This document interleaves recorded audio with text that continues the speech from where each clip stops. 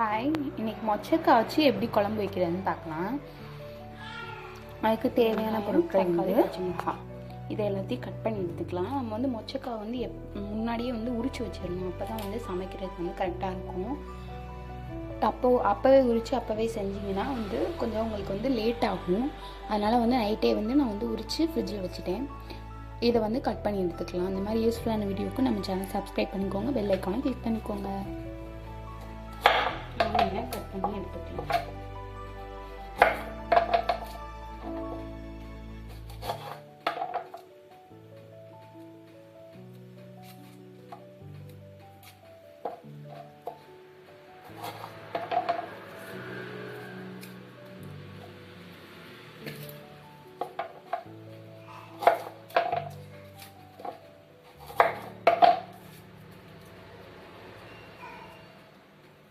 வந்து stove on பண்ணிட்டு பேனை வந்து ஹீட் பண்ணிக்கலாம். உங்களுக்கு நீங்கள் டெய்லி எந்த இதில் வைப்பீங்களோ அதே அளவுக்கே வச்சுக்கோங்க. நான் வந்து இந்த இதில் தான் வைப்பேன்.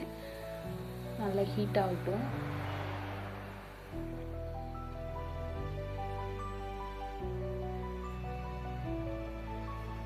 ஹீட் ஆயிடுச்சு.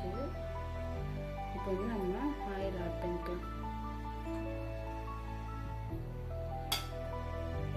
இது கூட கொஞ்சம் பட்டை சோம்பு சேர்த்துக்கலாம்.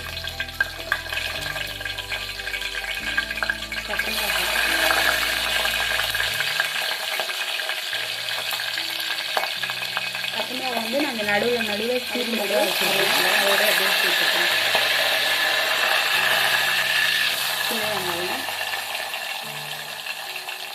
சின்ன வெங்காயம் வந்து நிறைய சேர்க்குறது வந்து ரொம்ப நல்லது.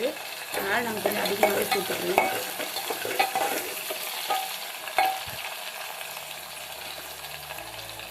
இந்த வந்து பச்சை மிளகாய் வந்து இந்த மாதிரி வந்து கலர் சேஞ்ச் ஆகணும். அதே மாதிரி வந்து வெங்காயமும் நல்லா கலர் சேஞ்ச் ஆகிற வரைக்கும் வெயிட் பண்ணுவோம். நல்லா வதக்கி விட்டுக்கலாம். இப்போ வெங்காயம் நல்லா வதங்கிடுச்சு. அது கூடவே வந்து நம்ம தக்காளி ஆட் பண்ணிக்கலாம். நம்ம 2 தக்காளி வந்து கட் பண்ணி வச்சுருக்கேன். இந்த 2 தக்காளி ஆட் பண்ணிக்கலாம். புளிக்குழம்புக்குனா வந்து கம்மியாக சேர்க்கணும். இந்த மாதிரி குழம்புக்குலாம் வந்து நம்ம வந்து கொஞ்சம் தக்காளி வந்து 2 தக்காளி சேர்த்துக்கலாம். புளிக்குழம்பு அந்த மாதிரி வைக்கிறீங்கன்னா 1 தக்காளியே போதும். இப்போ வந்து அது கூடவே கொஞ்சம் உப்பு சேர்த்துக்கலாம்.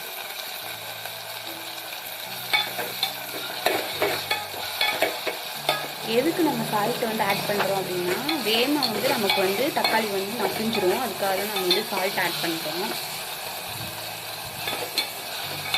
இல்லைன்னா ரொம்ப நேரம் ஆகும். அதனால் வந்து ஃபஸ்ட்டு கொஞ்சம் தேவையான அளவு மட்டும் போட்டுக்கோங்க. குழம்பு கொதிக்கும் போது வந்து கொஞ்சம் வந்து எக்ஸ்ட்ரா சேர்த்துக்கோங்க. எவ்வளோ சேர்த்தீங்களோ அதே அளவு மசிஞ்சிருச்சு.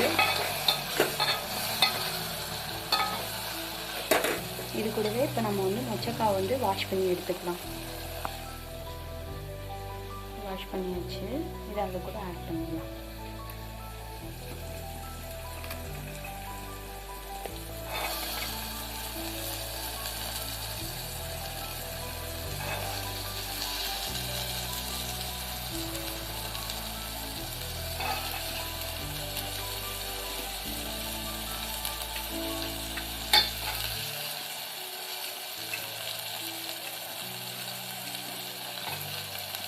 இது கூடவே கத்திரிக்காய் ஆட் பண்ணணும். முன்னாடியே நம்ம ஆட் பண்ணியிருக்கணும்.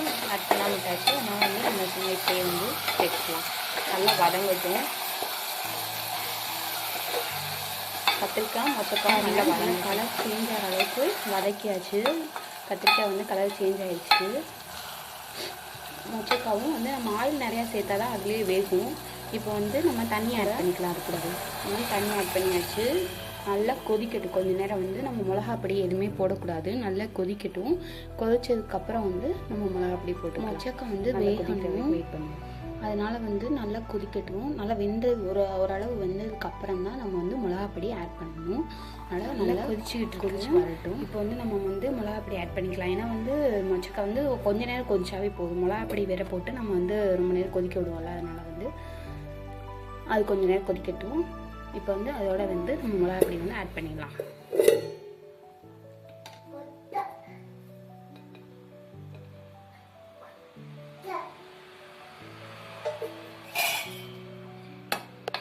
ஆட் பண்ணியாச்சு. கொஞ்சம் அதிகமாகவே சேர்த்துக்கலாம் மிளகாத்தூள் வந்து, ஏன்னா நம்ம தேங்காய் அரைச்சி ஊற்றுறதுனால வந்து உங்களுக்கு வந்து அந்த டேஸ்ட் இல்லாமல் போயிடும், உங்களுக்கு வந்து காரம் இல்லாமல் போயிடும். அதனால் வந்து கொஞ்சம் மிளகாப்பொடி வந்து எக்ஸ்ட்ராவே ஆட் பண்ணிக்கலாம். இப்போ நல்லா கொதிச்சிருச்சு. இது கூட வந்து நம்ம தேங்காய் வந்து ஆட் பண்ணிக்கலாம். தேங்காய் ஊற்றிட்டு கொஞ்சம் நேரமாக கொதிக்க விடணும். கொதிச்சோடனே ஆஃப் பண்ணிடலாம். நல்லா கொதிச்சிருச்சு, ஆஃப் பண்ணிடலாம். நமக்கு டேஸ்டான மொச்சக்காய் குழம்பு வந்து ரெடி ஆகிடுச்சு. இனி சர்வ் பண்ணி சாப்பிட்லாம்.